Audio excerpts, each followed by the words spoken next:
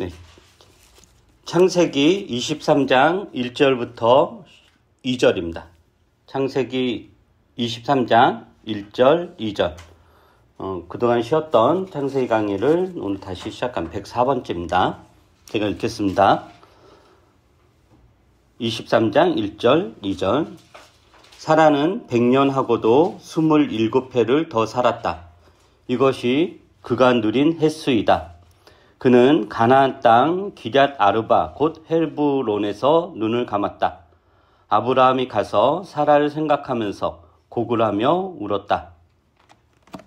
아브라함의 아내 사라가 죽습니다. 이 창세기 저자는 사라의 죽음을 이제 덤덤하게 묘사하죠.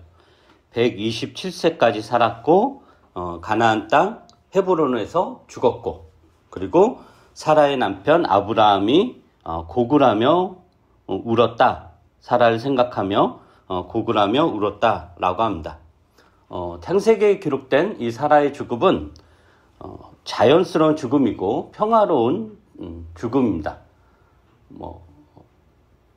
갑자기 사고로 죽거나 전쟁에서 살해를 당하거나 병이 들어 죽는 게 아니라 천수를 다하고 본인의 수명을 다하고 이렇게 이제 세상을 떠납니다. 하나님이 이제 아브라함에게 나타나 생육에 대한 약속을 하셨죠. 그죠? 창세기 12장에 하나님이 아브라함에게 그 생육에 대한 약속을 하셨는데, 그 생육에 대한 구체적인 약속이 땅과 후손에 대한 그 약속입니다.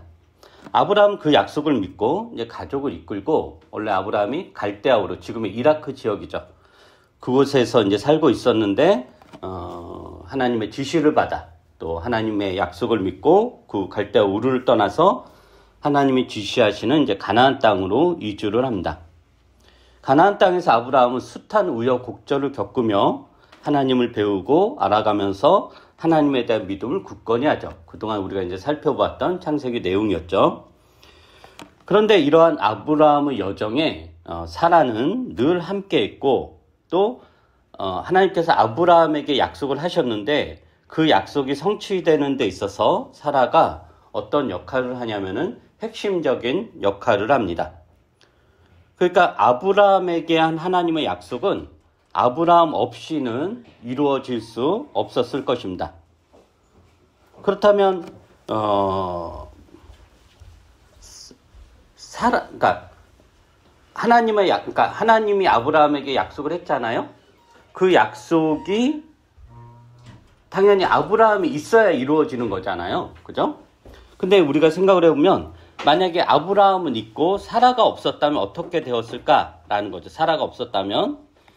근데 이제 창세기를 보면은 그 아브라함의 여정을 보면 아브라함이 한때는 사라 없이 하나님의 뜻을 성취하려고, 하나님이 자신에게 한 약속, 후손에 대한 그 약속의 성취를 사라 없이 하려고 시도했던 적이 한 번 있었죠. 그게 뭐였냐면은 하갈을 첩으로 들인 사건입니다. 물론 이게 사라의 요청으로 이루어진 거죠. 그런데 하나님은 그것을 받아들이지 않고 사라 없이는 아브라함을 향한 당신의 뜻이 성취될 수 없다라고 합니다. 결국 아브라함과 사라 사이에 이삭이 태어나고, 이삭을 통해 아브라함을 향한 하나님의 약속이 이제 성취되기 시작을 하는 거죠. 그래서 아브라함을 향한 하나님의 약속은 사라 없이는 이루어질 수 없었다라는 거죠. 그런데 이 사라를 또한 이 성경에서, 또 우리가 이제 창세기를 해석하고 이렇게 이런 학자들이나 성경을 보는 사람들이 사라를 그렇게 비중 있게 취급하는가 하면 또 이제 그런 것 같진 않죠. 창세기 12장부터 시작된 아브라함과 사라의 여정에서 주인공은 늘 누구였냐면 아브라함이죠. 사라는 이제 조연 역할을 하는 것으로 그려지고, 그래서 아브라함은 사실은 표면적으로 전면에 등장을 하잖아요. 전면에 등장하는 주인공이고, 사라는 이제 가끔 등장하는 조연 역할에 머물러요. 그래서 창세기 12장부터 시작하는 이 이야기도, 아브라함의 이야기도 우리가 그냥 아브라함의 이야기, 아브라함 생애 이렇게 하죠. 저도. 근데 그거를 아브라함과 사라의 생애, 아브라함과 사라의 이야기로 해석하지는 이제 않는다라는 거예요. 그러니까 오늘은 이제 그런 이유에 대해서 좀 살펴보려고 합니다. 오늘 설교는 원래는 그 창세기 이제 다시 시작하면서 23장이 아브라함이 땅을 드디어 합법적으로 차지하는 첫 사건이거든요. 그거에 대해서 이렇게 준비하다가 지난주 이제 그 모교 책수다 모임에서 우리가 이제 읽다 살다라는 책을 지난주부터 이제 나눔을 하고 있는데 김현희 교우님이 이런 이야기를 하셨어요. 이걸 이제 읽다 보니까 그러니까 읽다 살다 이 책이 어떤 책이냐면은 우리 현재 살아있는, 그러니까 한국 사람이죠. 국내 이제 기독교인 중에서 성경을 열심히 묵상하고 나름대로 말씀대로 살려고 애를 쓰는 그 5명의 사람을 인터뷰한 그런 책이에요. 그러니까 인터뷰 모음집이죠. 그 책은 내용은 되게 쉬운데, 근데 이제 이 책에 나온 5명이 다 남자들인 거예요. 당연히 저도 남자라고 알고 있었지만, 다 5명이 남자네. 이런 상상을 전혀 생각을 하지 않았던 거죠. 근데 김현희 교우님이 다 이게 남자들에서 뭔가 아쉽다, 좀 불편하다, 이런 이야기를 했단 말이죠. 왜냐면은 성경을 열심히 묵상하고 말씀대로 살려고 애쓰는 사람들이 남자만 있는 게 아니라 여자들 상당히 많을 텐데, 그래서 그런 이게 이제 다양한 어떤 성경을 읽는 다양한 사람들의 목소리를 듣는 게 이 책의 목적이라면, 거기엔 당연히 최소한 여자도 한두 명은 있어야 될 텐데 전부 다 남자다라는 게 좀 의아했다, 좀 아쉬웠다라는 이야기를 했고, 그 생각을 전혀 못하고 있었는데 그 이야기를 하니까 우리는 왜, 그러니까 그러니까 현희 자매하고 주원 자매 빼고는 다 남자였는데 왜 우리는 그런 생각을 못했을까? 저는 왜 그런 생각을 못했을까? 라는 생각을 해보니까 결국 저도 이제 남성이다 보니 그 한계 안에 갇혀 있었던 것은 아닐까라는 마음이 들었습니다. 그래서 오늘 설교 본문이 원래는 사라의 죽음과 아브라함이 이제 사라의 시신을 찾을 무덤을 이제 구하는 그런 내용인데, 그래서 그런 방향으로 설교를 하려고 했는데, 그건 다음에 하기로 하고, 목요일날 이제 그 나눔을 듣고 계속 마음에 남아서 다시 이제 이 본문을 보면서 사라에 대해서 좀 이렇게 초점을 두어야겠다라는 생각이 들었습니다. 그러면서 우리가 결국 성경이라는 게 해석을 하는 건데, 그 해석이 내가 가지고 있는 어떤 가치관이라든가 혹은 내가 살고 있는 어떤 시대의 한계 안에서 해석이 되는 거고, 그러면서 어떤 성경의 어떤 면은 더 돋보이게 하지만 또 성경의 많은 부분은 보지 못하게 하는 것일 수도 있겠다라는 생각이 들었습니다. 그래서 오늘은 좀 이런 이야기부터 해보려고 하는데, 성경이 하나님의 말씀이죠. 성경이 하나님의 말씀이다라는 것에 대해서는 또 다양한 해석과 다양한 의미가 있어요. 근데 이제 기본적으로 우리는 성경을 하나님의 말씀 믿고 받아들이고 성경을 통해 하나님의 뜻을 찾아가죠. 근데 이제 성경이 하나님의 말씀이다라고 그랬을 때, 성경이 하나님 말씀이라고 해서 그 성경의 언어가 무슨 천상의 언어, 하늘의 언어, 하나님의 언어로 기록된 것은 아니죠. 그럼 우리가 못 알아들었겠죠. 하나님의 말씀이 성경이 뭘로 기록되었느냐? 사람의 언어로 표현되었다라는 거예요. 그렇다면 그건 어떤 뜻이기도 하냐면은, 성경이 사람의 언어로 기록되었기 때문에, 즉 하나님의 말씀이 사람의 언어로 기록되었기 때문에 우리가 하나님의 뜻이 무엇이구나라고 알아들을 수 있는 장점이 있지만, 또 한편으로는 하나님의 말씀이 사람의 언어에 갇혀 있다라는 뜻이기도 합니다. 즉 하나님의 말씀은 사람의 언어로 기록되어 사람이 하나님의 뜻을 알아들을 수 있겠지만, 한편으로는 사람의 언어라는 한계에 갇혀서 하나님의 뜻을 오해할 수도 있게 되었다라는 거죠. 그래서 성경을 해석할 때 우리가 늘 성경이 사람의 언어에 갇혀 있다라는 한계를 염두에 두어야 되는데, 성경이 사람의 언어에 갇혀 있다, 그 한계라는 것은 결국 뭐냐면은, 성경이 기록되던 시대가 있잖아요. 지금 기록된 게 아니라 수천 년 전, 고대 근동시대, 몇천 년 전에 기록된 시대, 그리고 성경에 나오는 인물들이 살던 시대의 한계에 갇혀 있다는 거죠.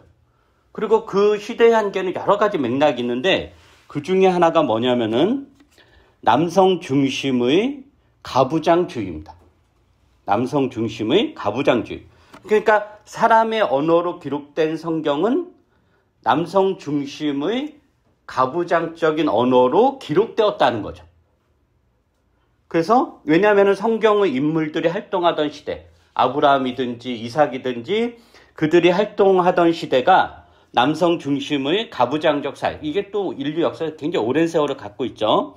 그렇기 때문에 성경의 언어에도 남성 중심의 가부장적 언어가 반영되었다라고 우리가 알 수 있고, 그런데 이제 문제는 어떤 문제가 발생을 하냐면은 하나님의 말씀과 그 말씀의 형식인 사람의 언어를 구별하지 못함으로 인해서, 즉 하나님 말씀이 그 사람의 그 시대의 한계에 갇혀 있는 사람의 언어와 똑같다, 동일하다라고 여기기 때문에 구별하지 못한 거죠.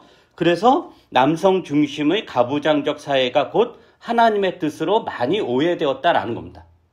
그리고 그런 것 중에 대표적인 게 뭐냐면은 로마 카톨릭이나 동방 정교회 그리고 일부 개신교회에서 아직도 여성 사제를 인정하지 않거나 여성 목사를 인정하지 않는 게 다 그러한 오해와 편견의 산물에 불과합니다. 물론 로마 카톨릭이나 동방 정교회 그리고 일부 개신교에서 여성 사제나 여성 목사를 인정하지 않는 굉장히 정교하고 그럴듯한 논리가 있어요. 정말 나름대로 굉장히 스스로 합리적이라고 이렇게 했지만 거기에 온갖 그럴듯한 이유와 의미를 갖다 붙이었더라도 그것은 하나님의 말씀에 대한 무지에서 나오는 겁니다. 즉 그 시대에 갇혀있는 그 언어로 기록되었다는 것에 대한 일부러, 모르진 않을 거예요. 모르는 건 아니지만 일부러 외면하는 거다라는 거죠.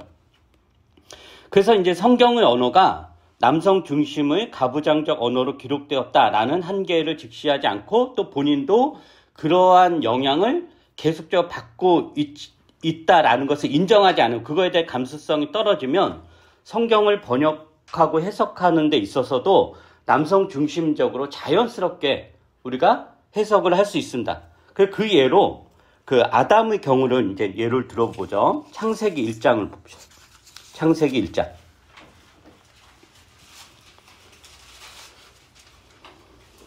창세기 1장 26절, 27절입니다.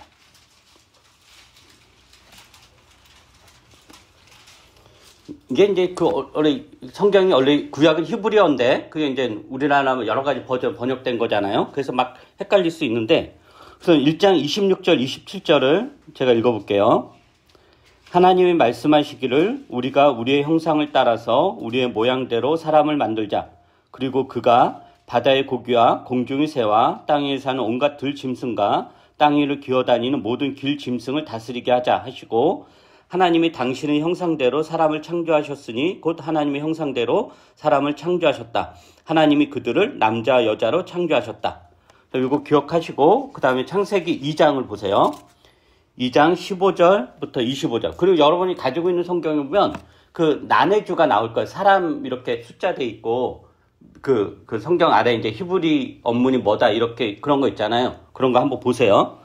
창세기 2장 15절부터 25절을 읽어볼게요. 주 하나님이 사람을 데려다가 에덴 동산에 두시고 그곳을 맡아서 돌보게 하셨다.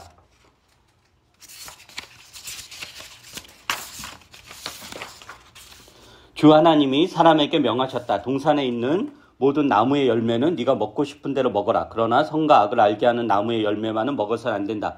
그것을 먹는 날에는 너는 반드시 죽는다. 주 하나님이 말씀하셨다. 남자가 혼자 있는 것이 좋지 않으니 그를 돕는 사람 곧 그에게 알맞은 짝을 만들어 주겠다. 주 하나님이 들의 모든 짐승과 공중의 모든 새를 흙으로 빚어서 만드시고 그 사람에게로 이끌고 오셔서 그 사람이 그것들을 무엇이라고 하는지를 보셨다. 그 사람이 살아있는 동물 하나하나를 이루는 것이 그대로 동물들의 이름이 되었다. 그 사람이 모든 집짐승과 공중의 새와 들의 모든 짐승에게 이름을 붙여주었다. 그러나 그 남자를 돕는 사람 곧 그의 짝이 없었다. 그래서 주 하나님이 그 남자를 깊이 잠들게 하셨다. 그가 잠든 사이에 주 하나님이 그 남자의 갈빗대 하나를 뽑고 그 자리는 살로 메우셨다. 주 하나님이 남자에게서 뽑아낸 갈빗대로 여자를 만드시고 여자를 남자에게로 데리고 오셨다. 그때 그 남자가 말하였다. 이제야 나타났구나. 이 사람 뼈도 나의 뼈, 살도 나의 살. 남자에게서 나왔으니 여자라고 부를 것이다. 그러므로 남자는 아버지와 어머니를 떠나 아내와 결합하여 한 몸을 이루는 것이다. 남자와 그 아내가 둘 다 벌거벗고 있었으나 부끄러워하지 않았다. 여기서 보면 지금 사람이라는 말이 계속 나오다가 갑자기 남자가 나오고 여자가 나오잖아요. 근데 이게 지금 되게 우리나라 말은 되게 일관성 없이 이렇게 번역이 되었어요. 이게 무슨 말이냐면은 우선 창세기 1장 26절에서 28절을 보면 하나님께서 하나님의 형상으로 뭘 창조했냐? 사람을 창조하셨다라고 하죠. 그죠? 사람. 여기에서 사용된 사람은 히브리어로 아담이에요. 아담. 그러니까 우리가 아담을 하와의 남편, 남자 아담 이렇게도 부르기도 하지만 이 아담이라는 게 남자 여자가 아니라 그냥 사람을 뜻하기도 했어요. 그래서 그 하나님께서 하나님의 형상으로 사람을 창조하셨다 그럴 때 이 사람이라는 단어가 히브리어로 아담이에요. 아담. 그러니까 그럼 여기에서 이야기하는 아담은 남자를 이야기하는 게 아니라 남자와 여자를 포함한 인류, 모든 사람을 이제 뜻하기도 한다라는 거죠. 그래서 본문을 보면은 하나님께서 사람, 즉 아담을 창조하셨는데 그 아담을, 즉 사람이죠. 그 아담은 뭘로 창조했냐? 남자와 여자로 창조하셨다라는 거예요. 그럼 여기에서 히브리어로 남자는, 즉 그러니까 남자는 히브리어 이시이고 여러분 성경 나네주 아까 읽었던 그런데 여자는 이샤이거든요. 그러니까 이거를 풀어서 이야기하면은 아담은 남자가 아니라 남자와 여자를 포함한 모든 사람을 의미하고 그 사람, 그 아담에게서 남자와 여자가 나왔다라는 뜻이에요. 1장의 내용 무슨 말인지 아시죠? 그 다음 이것을 기억하고 창세기 2장 15절부터 25절을 보세요. 이 단락에서는 사람이라든가 남자, 여자라는 단어가 복잡하게 번역되었는데 이 창세기 2장 15절부터 25절에는 아담을, 그러니까 히브리어는 그냥 아담이에요. 계속 아담 이렇게 나오거든요. 근데 그 아담을 사람으로 번역하기도 하고 때로는 남자로 번역을 하기도 했어요. 자, 15절 한번 보세요. 15절 16절의 사람은 그 창세기 15절 16절에 보면은 주 안에 사람에게 명한 사람 이게 나오잖아요. 여기서 사람은 히브리어로 아담이에요. 아담. 그리고 18절에 보면은 남자가 혼자 있는 것이 좋지 못하. 여기서 남자로 번역했잖아요. 사람으로 번역하지 않고. 이것도 똑같이 뭐냐면은 아담이에요. 그러니까 아담이라는 단어를 어떤 경우에는 사람으로 번역하고 어떤 경우에는 남자로 번역을 했단 말이에요. 그런데 23절에 보면은 23절 한번 보세요.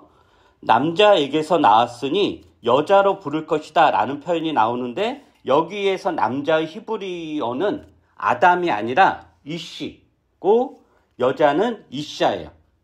그래서 이런 맥락으로 보면은 이 창세기를 번역한 번역진들이 아담을 당연히 남자로 여기고 번역을 한 거죠.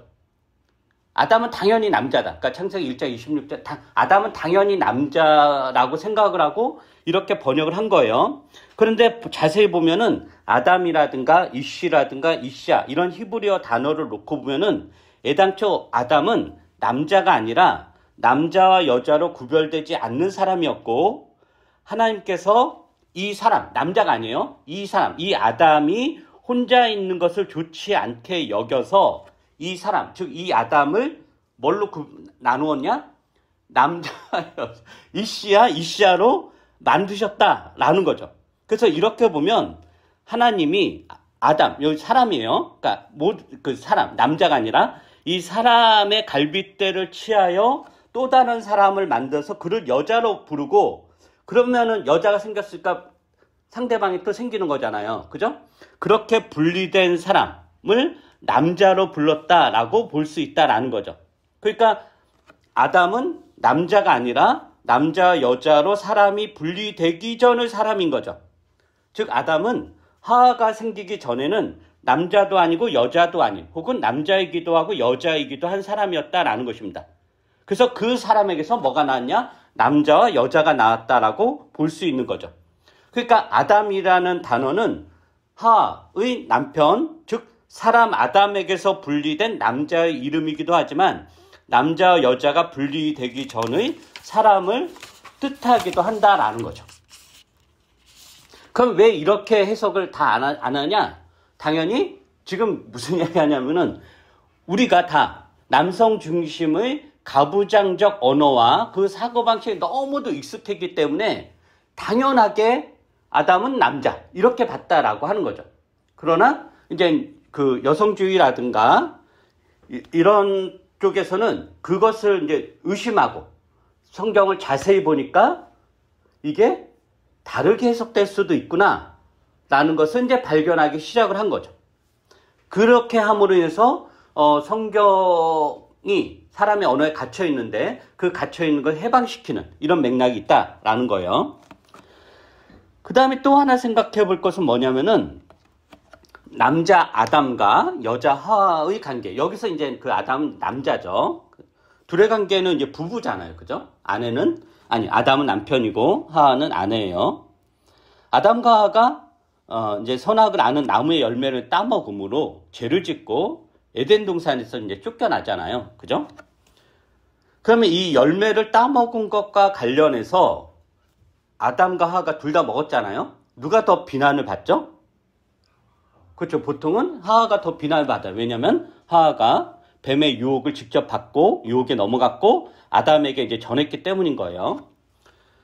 그런데 이것도 이렇게 거꾸로 이렇게 보면 생각해 보면 아담과 하와 중에서 누가 더 강하다고 볼 수 있을까요?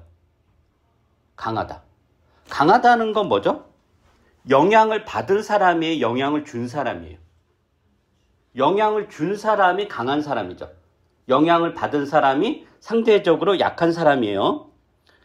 그런데 보시면은 아담은 선악을 아는 나무의 열매를 따먹지 말라는 명령을 들었음에도 불구하고 하와에게 아무 영향력도 행사하지 못하죠. 아담이 하와에게 영향력을 행사했다면 안 따먹었겠죠. 근데 따먹었다는 것은 아담이 하와에게 아무 영향력을 행사하지 못했다는 거예요. 근데 이제 반대로 하와는 뱀의 유혹을 듣죠. 그리고 아담이 열매를 먹게끔 뭘 하죠? 영향력을 행사하죠. 그러니까 파워라는 측면에서는 아담보다는 하와가 더 세다라고 볼 수 있습니다. 요즘 우리나라 상황처럼. 뭔지는 알겠죠? 저 윗분. 하나님께서 그리고 또 하나는 하나님께서 하와를 만들 때 뭘 어떻게 만들었냐면은 아담을 돕는 사람을 만드셨다 그랬잖아요. 근데 전에도 한번 이야기했는데 여기서 사용된 돕다라는 단어는 구약에서 다 어떻게 사용이 되었냐면은 하나님이 사람을 돕다 할 때 사용된 단어예요. 그러니까 돕는 사람과 도움을 받는 사람이 있는데 표면적으로 누가 더 강한 거죠? 돕는 사람이죠. 그러면은 하와는 아담보다 더 강하다라고 할 수 있는 거예요. 물론 이제 그 강함을 선한 일에 사용할지 악한 일에 사용할지 또 하나님의 뜻에 순종하는 방향으로 사용할지 아니면 불순종의 방향으로 사용할지는 하와의 선택입니다만은 하와가 아담보다 강한 존재다라고 할 수 있습니다. 그러니까 우리가 이런 걸 보지 않으면은 그냥 가부장적 언어에 갇혀서 성경을 보면 아담은 남편이고 하와는 부인이니까 하와는 남편 말에 이렇게 순종하고 그냥 남편이 하자는 따라하는 이렇게 수동적인 존재로 생각하고 또 그렇게 해야 하나님의 뜻에 순종하는 거다. 그런데 하와는 남편 말을 듣지 않고 뱀의 유혹에 넘어가. 이런 식으로 해석하는 게 어떻게 보면 그 남성 중심의 가부장적 언어에 갇혀서 성경을 보는 것이다라고 할 수 있는 거죠. 또 하나 있습니다. 잠언에 보면 잠언의 맨 마지막에 보면은 마지막 장에 보면은 어떤 여인에 대한 묘사가 나와요. 그죠? 그 여인에 대한 묘사가 나오는데 지난번에 성훈 형제 잠깐 그 잠언 이야기를 했었는데 그 나름대로 개인의 어떤 중요한 어떤 하나님의 인도였는데 거기 보면 그 여인이 굉장히 슬기롭고 지혜롭고 집안일을 다 이끌고 정말 이 대장부 같이 이렇게 장사도 하고 무역도 하고 집안을 다 일구는 여인으로 나오거든요. 근데 그 여인, 우리 새 번역은 그래도 번역이 제대로 되었는데, 개역 성경은 그 번역을, 그 여인에 대한 번역을 어떻게 했냐면은 현숙한 여인 이렇게 번역했어요. 현숙한 여인. 근데 거기에서 사용된 현숙이라는 단어가 룻기에 보면은 제가 이름 룻기를 도와주었던 되게 힘이 있는, 굉장히 재산도 많고 권력도 있고 또 되게 인격도 훌륭한 사람을 묘사할 때 사용했던 단어하고 똑같아요.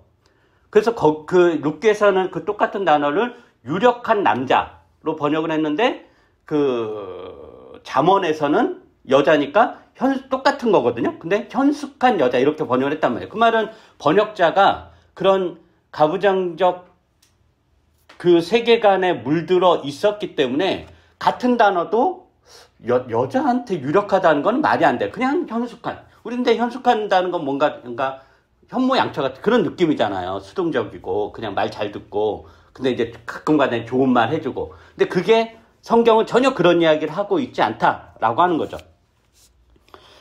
근데 이제 제가 이 이야기를 하는 이유는 뭐냐면은 이런 맥락에서 사라의 이야기를 해석할 수 있기 때문입니다. 하나님이 아브라함에게 생육과 번성에 대한 약속을 했죠. 그리고 구체적으로는 땅과 후손에 대한 약속이에요. 그래서 하나님의 약속에 응답해서 아브라함이 갈대 우르를 떠나서 하나님이 지시하신 가나안 땅에 정착을 해요.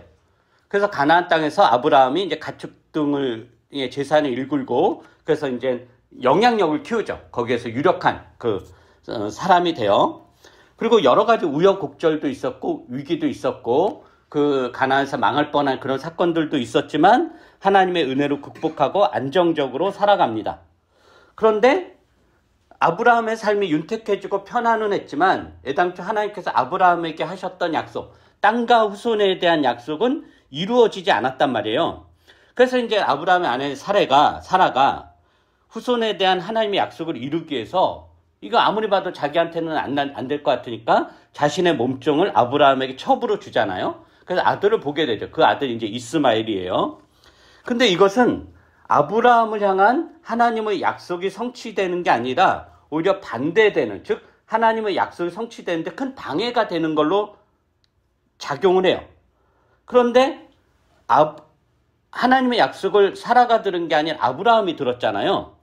아브라함은 하나님의 약속을 직접 들었음에도 불구하고 하갈을 첩으로 들이라는 사라의 제안을 원래는 거절했어야 되는데 그것을 받아들임으로 하나님의 약속이 무산되는 그런 큰 위기를 초래합니다.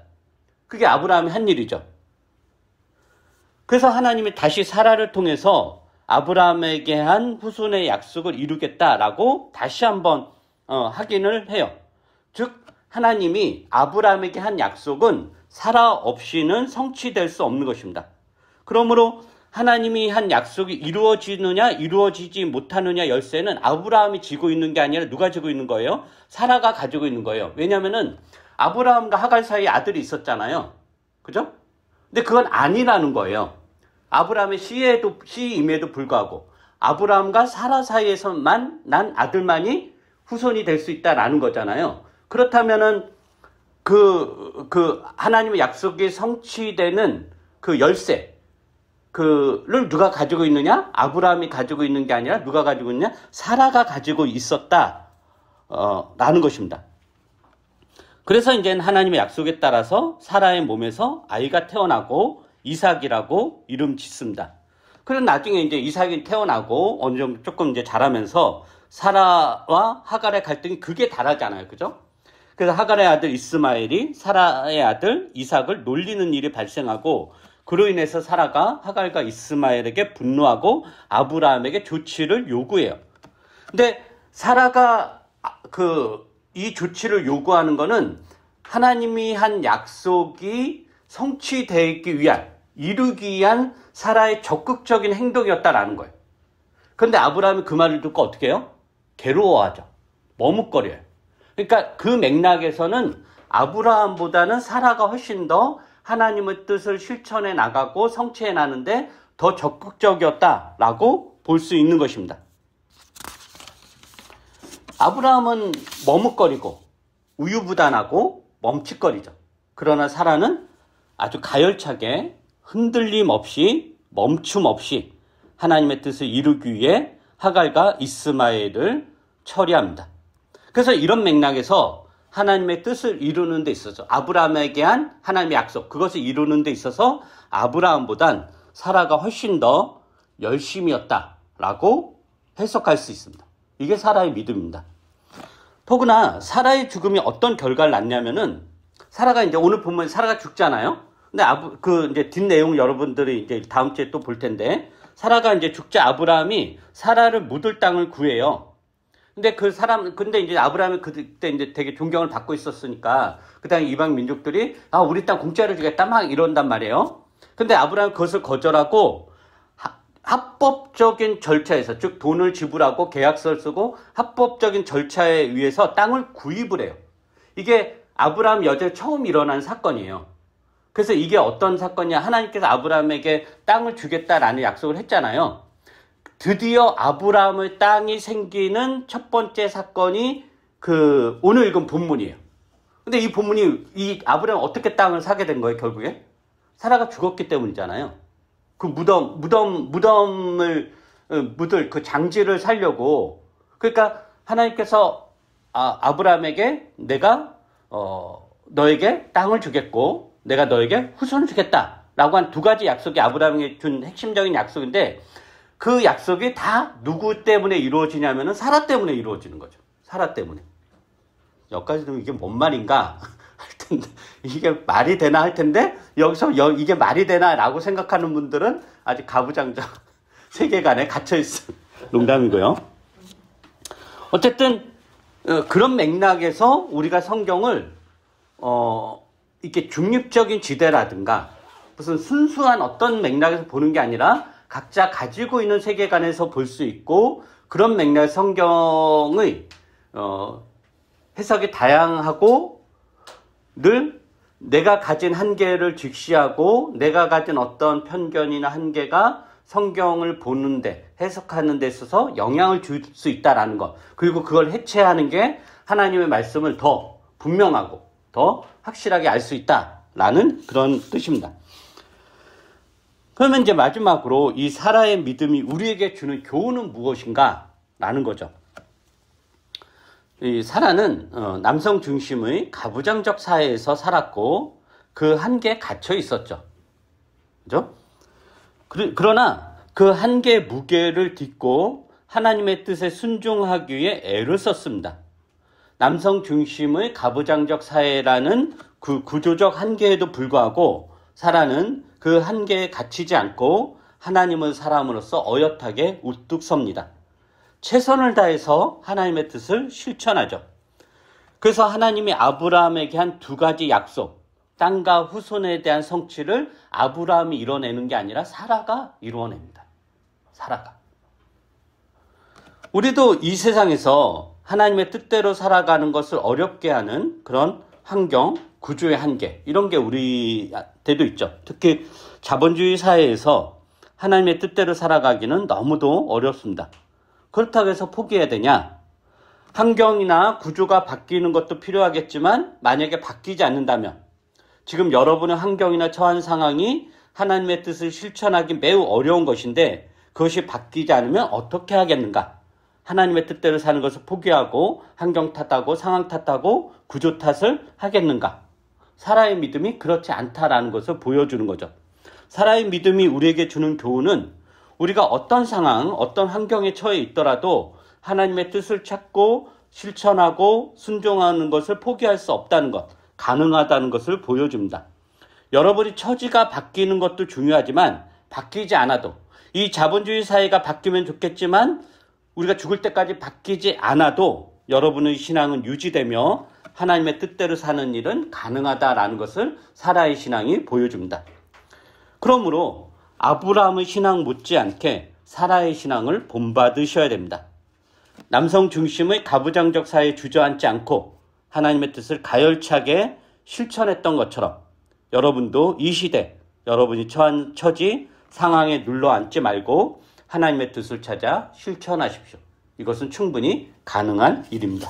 기도하겠습니다. 사랑이 많으신 우리 주 하나님, 우리가 그 아브라함과 사라의 생애를 살펴보면서 우리는 주로 아브라함에 대한 이야기를 많이 합니다. 아브라함 믿음, 믿음의 조상 아브라함.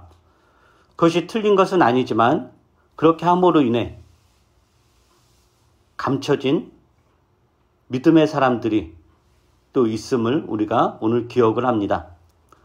우리가 소홀하게 여겼던 그 아브라함의 아내 사라가 얼마나 위대한 믿음의 사람이었는지, 그가 자신이 처한 어떤 상황이나 한계를 극복하고 오히려 아브라함보다 더 가열차게 하나님의 뜻을 실천해 나가며 살았는지를 우리가 살펴봅니다. 그래서 아브라함에게 하셨던 하나님의 두 가지 약속이 아브라함을 통해서가 아니라 오히려 사라를 통해서 성취되는 그 첫 단추가 깨어진 것을 우리가 보면서 우리가 구조라든가 사회라든가 환경 탓으로 인해 자주 주저앉고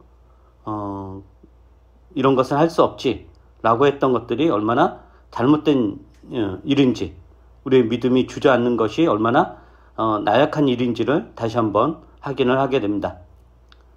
비록 우리가 사는 시대가 어려운 시대고 또 우리가 처한 처지가 힘겹다 하더라도 하나님을 향한 믿음과 또 그 뜻을 실천하는 일에 있어서, 이 신앙의 길을 가는 일에 있어서 주저앉지 않고 열심을 다해 달려갈 수 있도록 은혜를 베풀어 주시옵소서. 감사드리며 예수님 이름으로 기도합니다. 아멘.